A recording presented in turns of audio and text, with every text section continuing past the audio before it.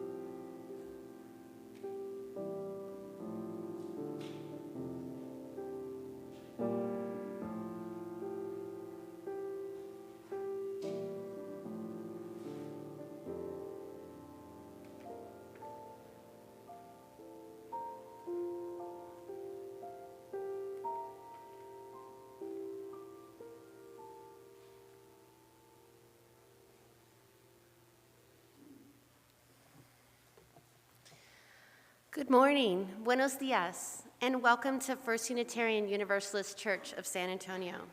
My name is Esperanza Garza Dan Weber. I am currently the chair of the worship committee, former board member, and longtime religious education teacher. So our weekly worship is where we connect, share information, and inspiration. Let's now acknowledge this geographic place where we are currently located, Yanaguana, the home and traditional lands of the Coitlecan people, the original and indigenous stewards of this land to which we all belong, now called San Antonio, Bexar County, and Texas. Let us also bear in mind that many indigenous peoples have not ever been recognized by our federal government, even as they continue to live among us today as vital contributors to and of our communities.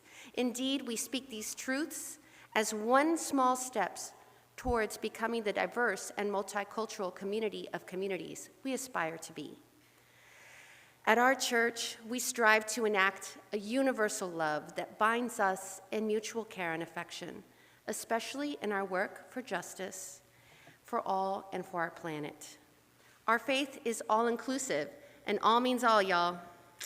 If you are new to us or visiting for the first time today, we welcome you to fill out a yellow visitor's card. We'd like to get to know you and to follow up with you.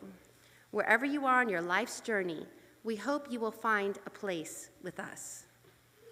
Today we welcome as our guest speaker, La Estimada Patricia S. Castillo. Ms. Castillo, L.M.S.W, has 42 years of working to end violence against women and families.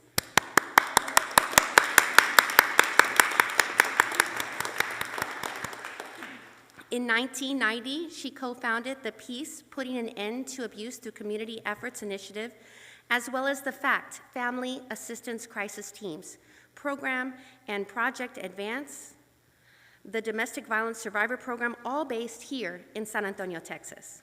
She's done casework at the Women's Shelter and with inmate women and their families at the Bexar County Jail, and was the first social worker ever assigned to the city's police department.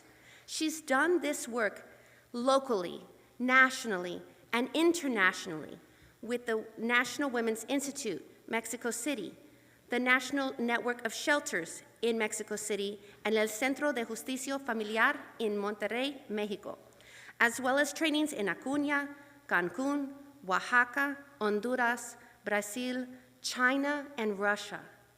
Most recently, the U.S. Department of State hired her to do trainings and workshops in 10 cities throughout Nicaragua and Ecuador.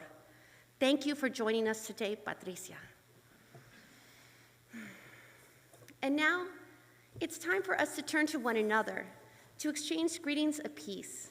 Say hello to someone you know and don't yet know as a sign of our radical hospitality and joy in being together.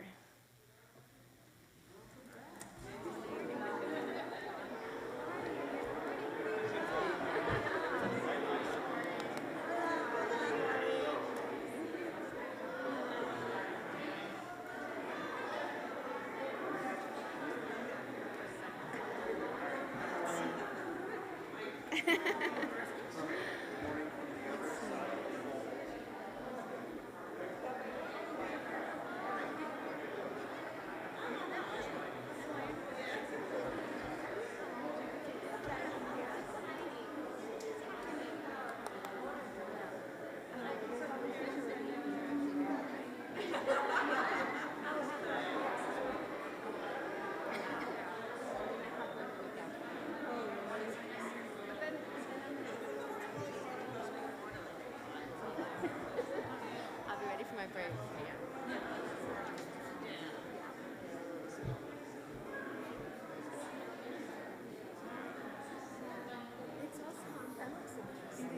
But a verbal reminder might be helpful. Do you want me to do it now? Next week is the yeah. Okay, I'll do it.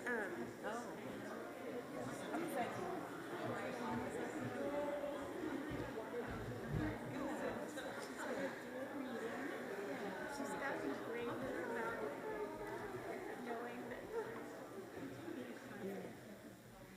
And one quick announcement I want to put in everybody's minds.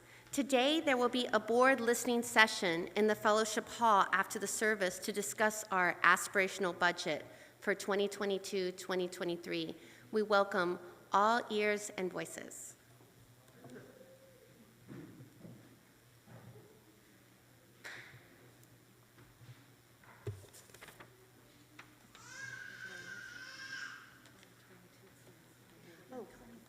That's me. And now for the opening hymn from the Crush of Wealth and Power, number 125.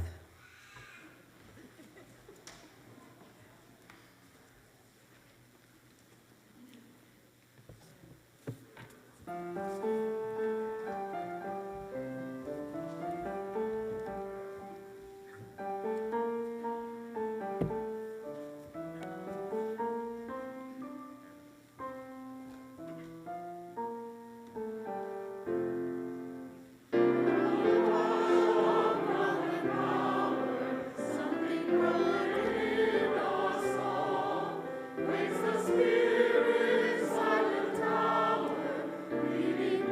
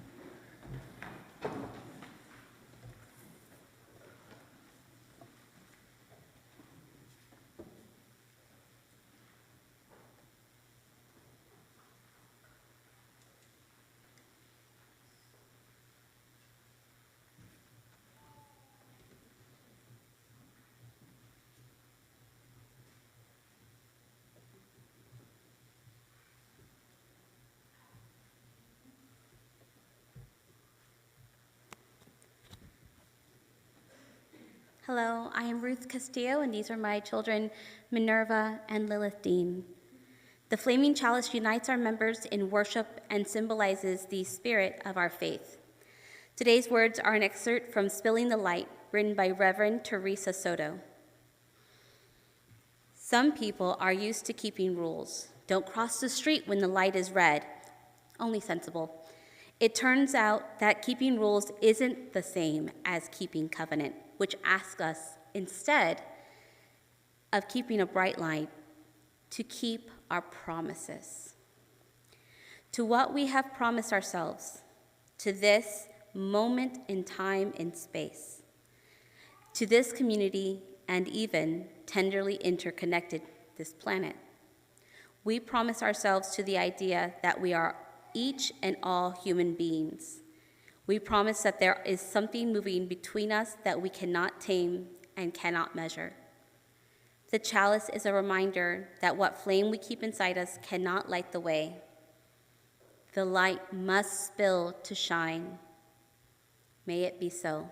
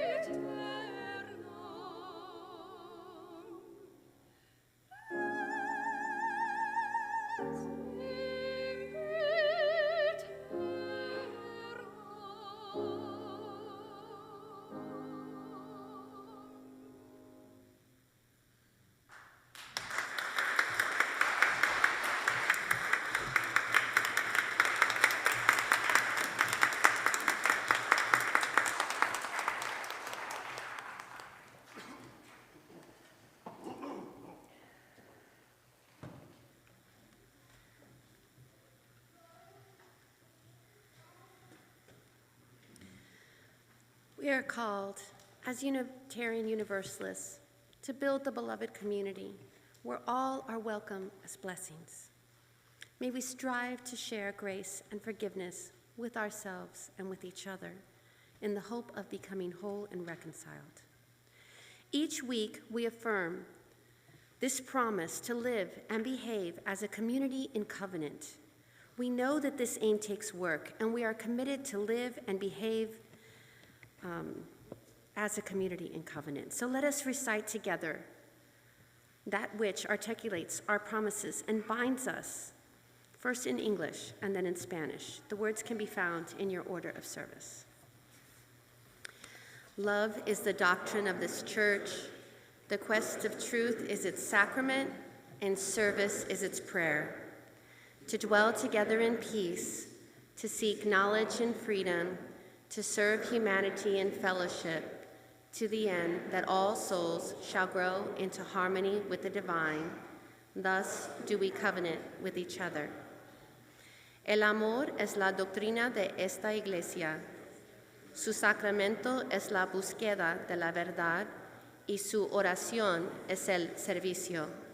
Convivir en paz, buscar sabiduría en libertad, dar a la humanidad nuestro servicio fraternal, para que todas las almas crezcan en armonía con la divinidad.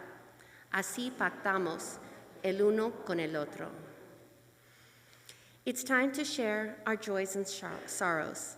Let us enter into our hearts and minds, remembering that ours is a welcoming community that connects us, a spiritual community that enlivens us, a sharing community that amplifies our joys, a caring community that hears our sorrows and holds us in compassion. May we listen more deeply, see each other more clearly, and grow closer to each other each time we gather together.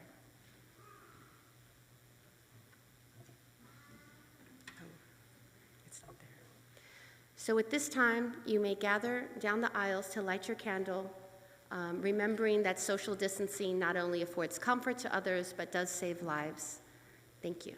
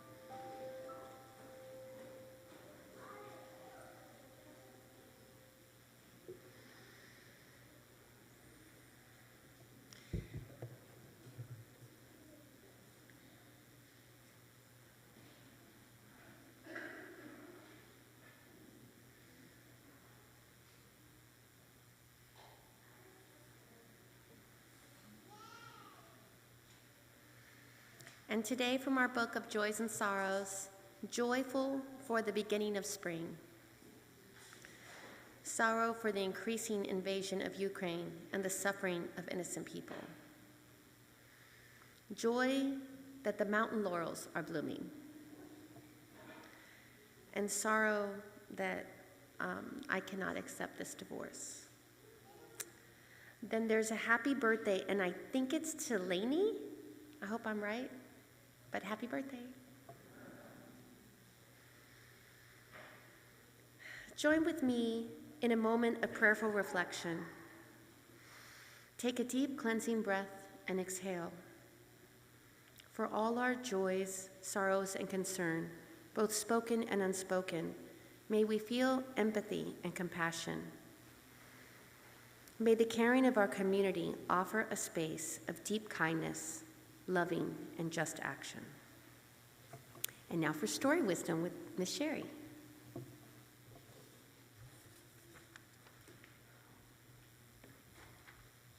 Good morning.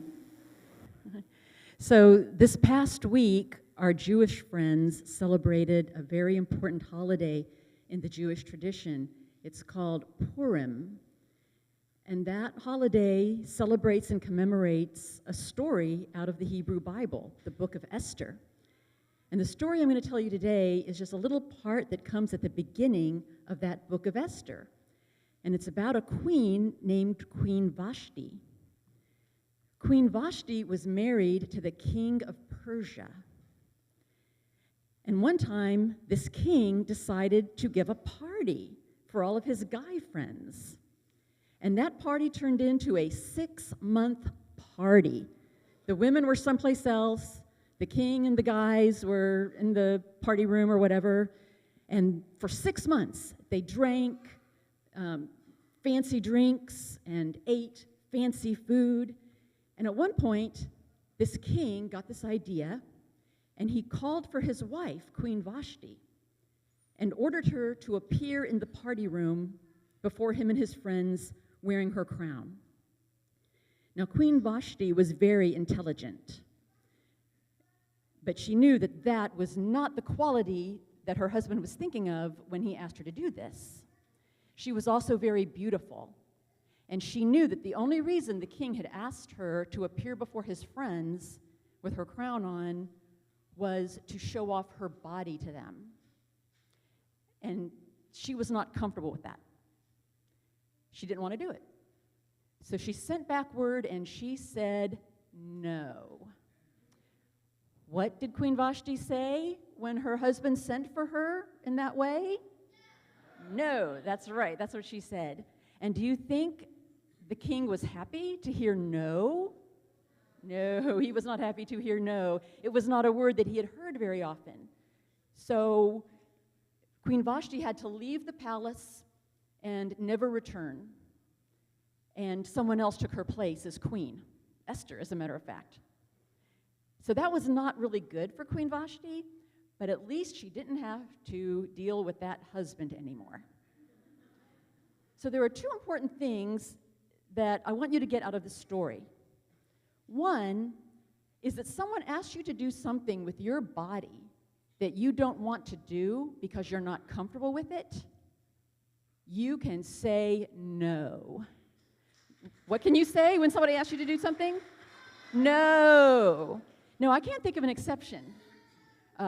If your guardian or parent tells you that you have to take medicine or take a shot for your health or safety, that's an exception. But other than that, if someone tells you to do something with your body that you don't want to do, what do you say to them? No. And the second thing that I want to point out is that king, you should not do what that king did, which is ask someone else to do something with their body that they do not want to do. That is almost never okay unless you're taking care of their health and safety. And with that, you can see why this story is important for Unitarian Universalists and everyone. And now we will sing the children who would like to go to the playground to the playground.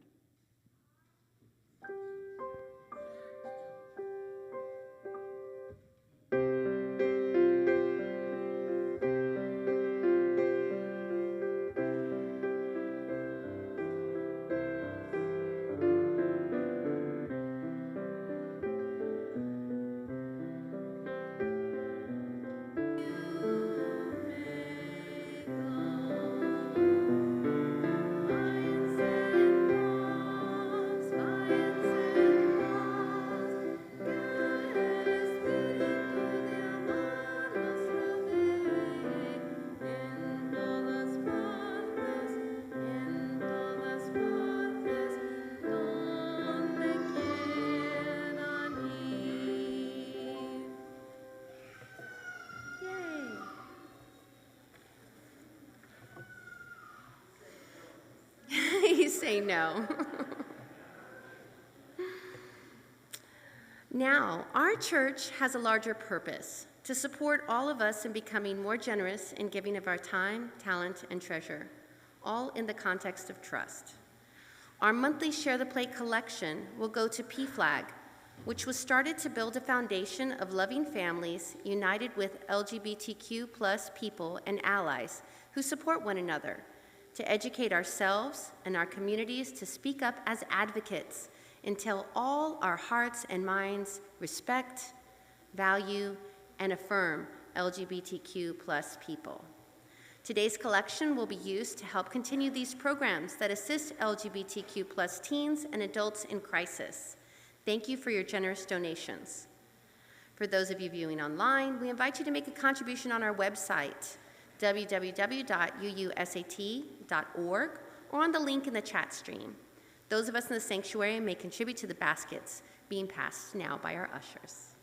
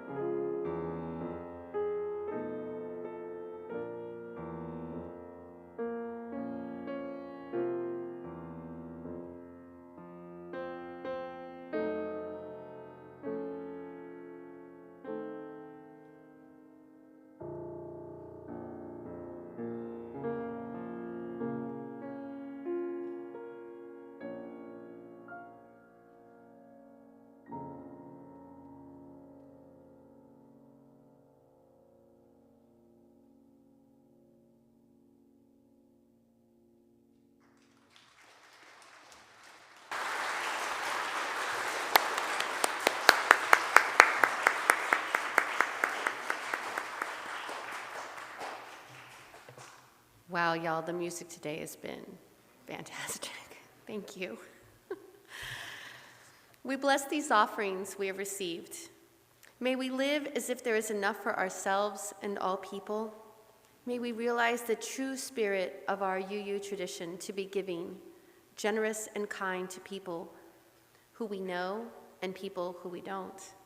May our blessings be multiplied through our sharing of them. Amen.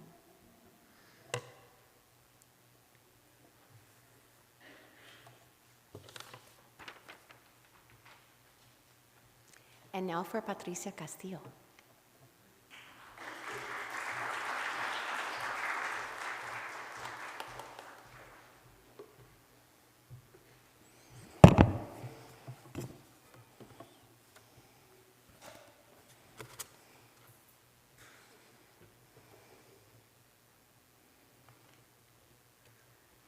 Good morning.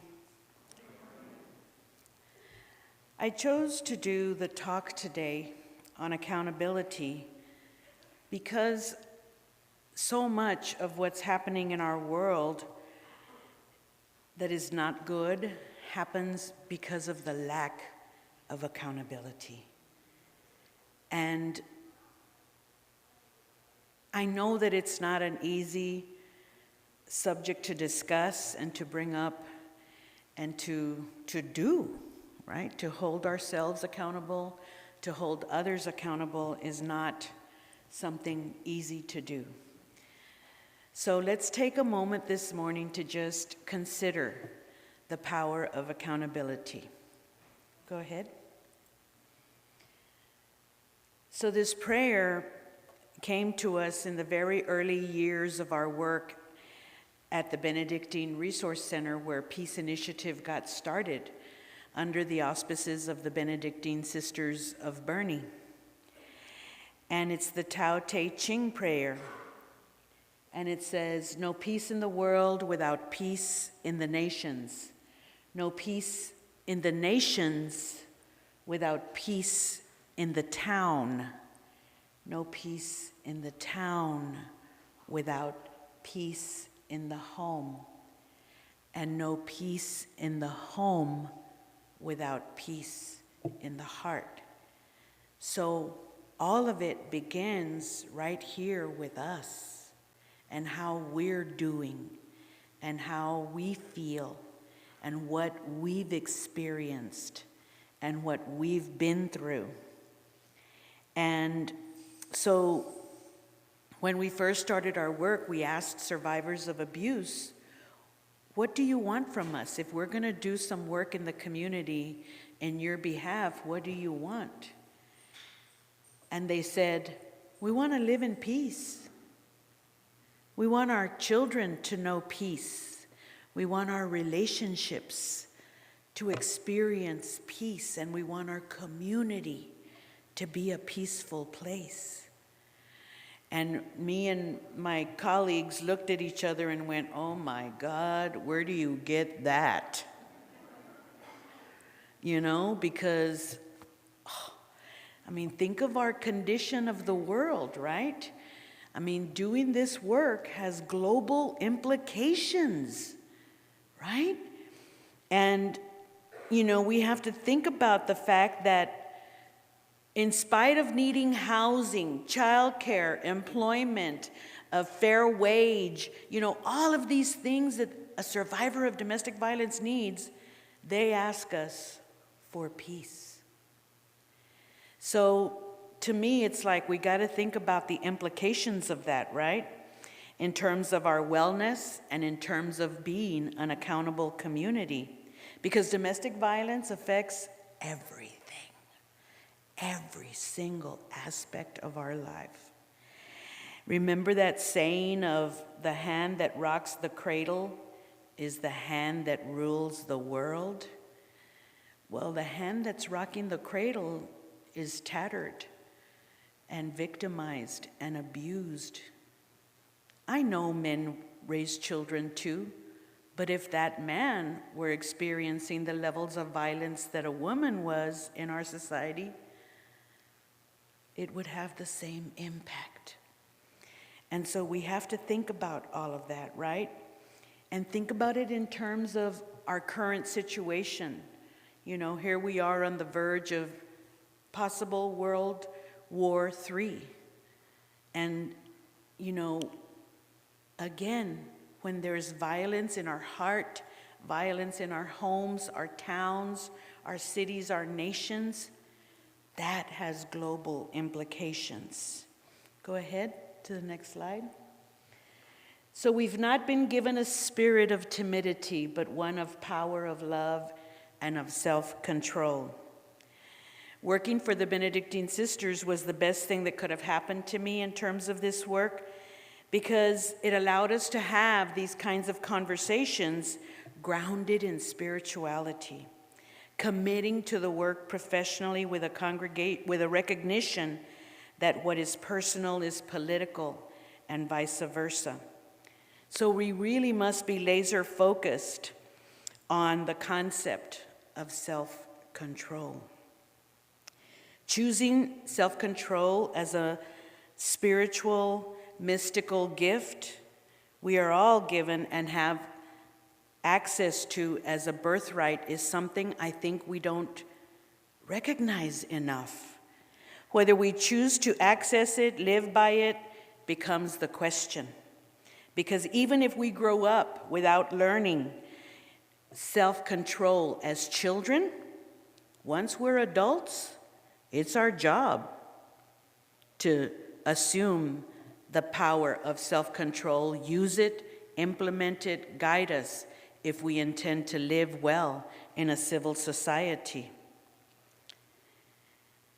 When one of the sisters read this scripture in one of our meetings, it opened up a world of work to me. And in terms of the P.E.A.C.E Initiative, well, the rest is history. I've been at it with the P.E.A.C.E Initiative for 32 years, trying to help people understand and live by this concept of self-control. Go ahead. So our job has become a job of planting seeds of peace. Now, this is a beautiful piece of artwork created by a local artist named Mary Agnes Rodriguez. She's featured in La Prensa this past week for all her community work. She donates all this work to many of our agencies to help us do our job. And that's what our job has been, right? Using words, images, education, outreach, communication, creativity, collaboration, as we've done in the P.E.A.C.E Initiative, first as a coalition and then as a community organization, and now as part of the most recent development in our community is the City and County Collaborative Commission on Domestic Violence. That's the most recent work that we've created to try to respond effectively to the issue of domestic violence. Under that umbrella of the Collaborative Commission, we have the Prosecution Committee, the Judiciary Committee, the Healthcare Committee, Education Committee, Law Enforcement, Nonprofits, and Policy, and most recently added the faith community. Go ahead. So how do we define this? We define it as domestic violence, family violence, partner abuse, spousal abuse, intimate partner abuse, relationship violence, dating violence. Teen dating violence is a very serious and huge problem in our community. We use a lot of different terms, but basically it's one huge problem in our community. Right now, I don't know if you know this, but Bexar County is the most dangerous county for women and girls in the whole state of Texas because of this type of violence. Go ahead to the next slide. It's a pattern of coercive behaviors that includes physical, emotional, psychological, property abuse, and sexual violence. It includes social isolation that happens as time goes by, and involves threats, intimidation, economic deprivation, the use of the children, denial, and minimizing. Go ahead. So as we rally to address issues of violence in our family, we need to be willing to examine, what is my role in all of this? Am I willing to pick up the mirror and look at myself and hold myself accountable? Because if we're not careful, we too can play a role in the subjugation of women. And so we really have to be willing to risk that true examination. And it becomes a struggle for power, right? Go ahead to the next one. Because the reality is that women leave our shelter programs and face more violence out in the community, out in the labor market because of the inequities. No affordable housing. The housing is getting so expensive in San Antonio. We're, right up there with Austin now, practically, right? The lack of childcare, affordable childcare. There's issues of trafficking and prostitution out in our communities, institutional racism, state violence, family inequities. Yet we expect them to hurry up, get out of the shelter, go find a job, get you some housing, figure out childcare, and live happily ever after. And that's just not a reality for most survivors of domestic violence. Go ahead to the next one. So when we do this work as activists, as leaders, as teachers, organizers, we're uniting critical analysis of this problem with social justice, because what we're trying to do is to honor the humanity in all of us, affirming that everybody deserves a place at the main table. Everybody deserves a spot en la mesa principal. That's what we want to make sure that everybody realizes that. Because this work about challenging oppression, challenging racism, sexism, ageism, all the isms, and overcoming these barriers to shift the culture, because what we're trying to do is leave behind those aspects of the culture that no longer serve us. One of the main things that I talk about is the fact that spanking is still allowed in our country. And 80% of parents believe that spanking, hitting children, striking children is an okay thing and is needed. And that's where we plant those seeds of violence, unfortunately. So while we might, in the short term, get the kind of response that we want, the long-term implication is what we gotta be thinking about. Go ahead to the next slide. We also must honor the fact that survivors are our greatest teachers. They are the catalysts for change.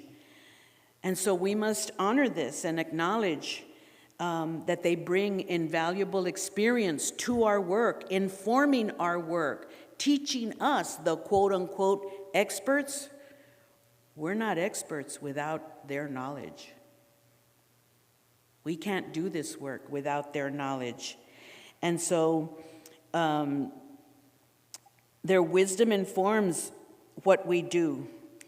And when survivors get a seat at the main table, then they can become priceless to what we do. So the next slide. The other thing that comes up a lot is, well, isn't this just a Latino thing? Isn't it true that, Latinos live this way? And, the next thing that comes up a lot too is, well, didn't the immigrants bring that problem here? Especially the ones from Mexico and Latin America? And it's really astonishing to hear those kind of comments from people, right? But we have to remember that if we believe that, then we might be buying into the internalized oppression message that keeps us in our place, that keeps us hurting, powerless, broken, and we don't want to be there. This problem affects all of us, from every neighborhood, every city, every community, every color, every race, every education level, every economic status, every faith community. It doesn't matter who you are, it can happen to any of us. Any of us. And that's how we must treat it. Go ahead. So what box are we trapped in? What is it that trips us up, right? In Spanish we call them tropiezos, right? Because we fall and trip on those tropiezos, right? What do we got to be on the lookout for? And am I willing to look in that mirror and consider that you are my other me? You are my other me. What I do to you affects me, right?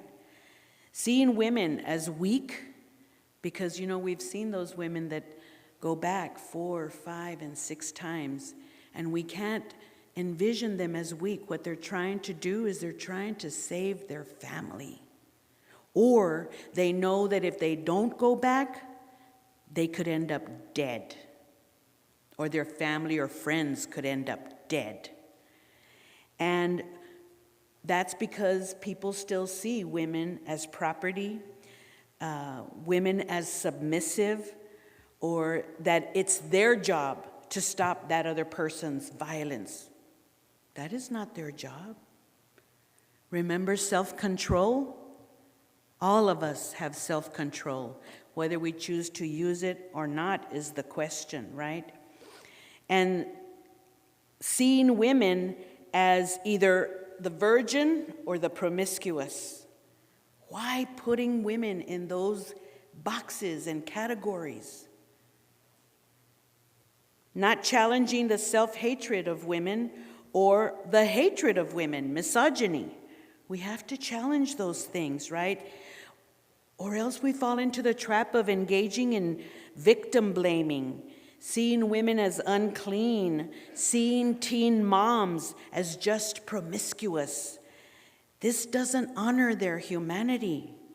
Seeing women as less than men. Those are not the teachings that we're supposed to abide by, right? Or seeing men as this way or that, generalizing that all men are violent, all men are abusive, all men are womanizers, all men are bad or dangerous. We can't do that. That doesn't honor the humanity in men. We know that the vast majority of men are not violent. But that's not the picture we get in society or from society. And so the men have to join us and speak up and lift their voice in this work. Be at our side with us doing this work. Go ahead to the next one. Because actually, working with men is what I see as an act of defiance. Male and female partnerships have deep roots in our indigenous history. So for the last 25 years of my career, I've committed to working in partnership with men to address the scourge of violence in our communities and in our families. Everybody is looking for a savior, and the news is that we are it. We are the savior. We are the ones that we're all looking for. And for too long, we've waited for somebody else to handle the problem, but we can do this. We have the power to do it. It's just a matter of whether or not we're willing to choose that, right? So where does our power lie? In the knowledge of ourselves.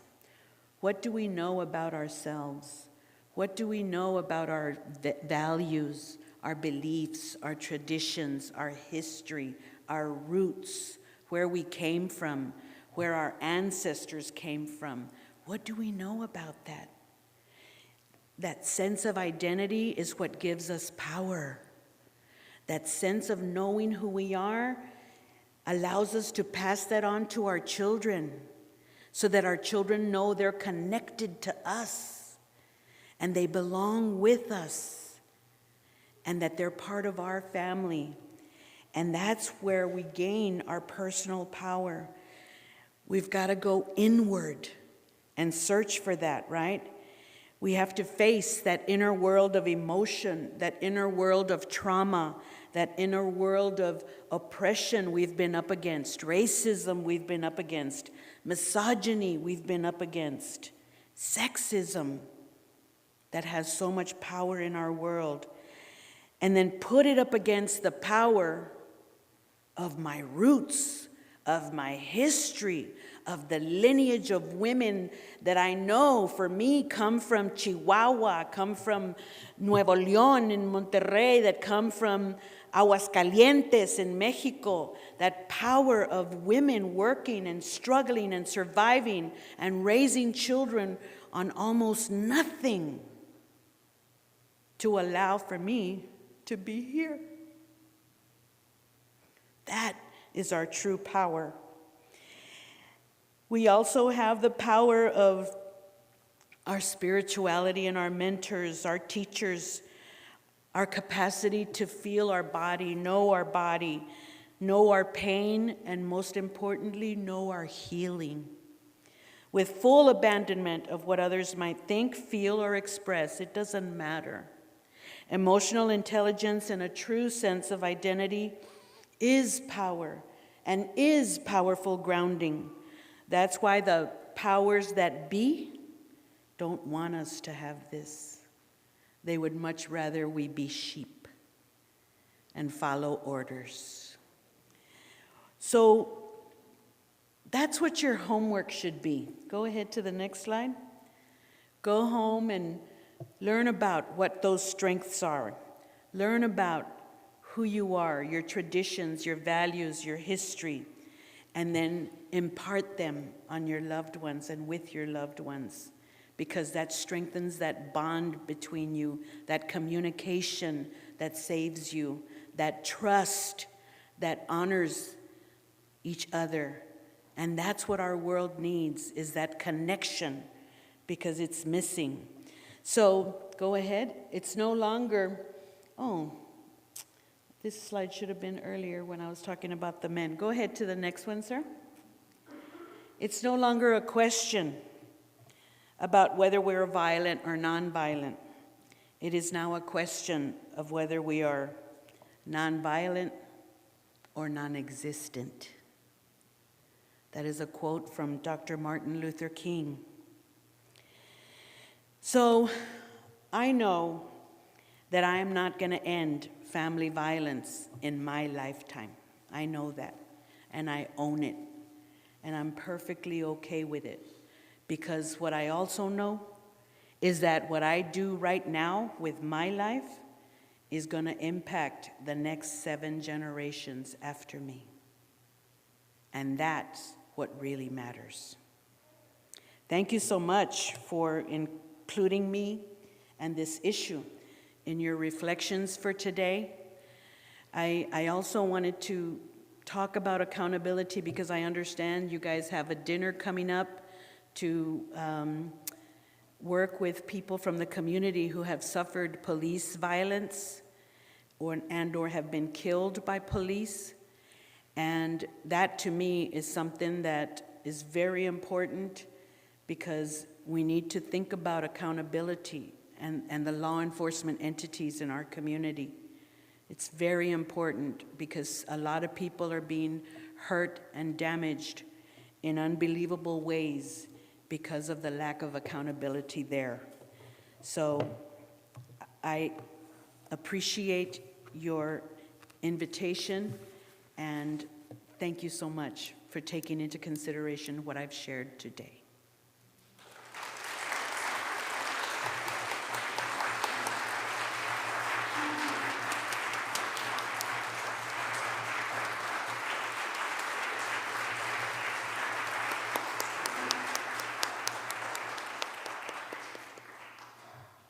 Thank you, Patricia. I know for certain that your work has changed so many hearts and lifted up so many voices.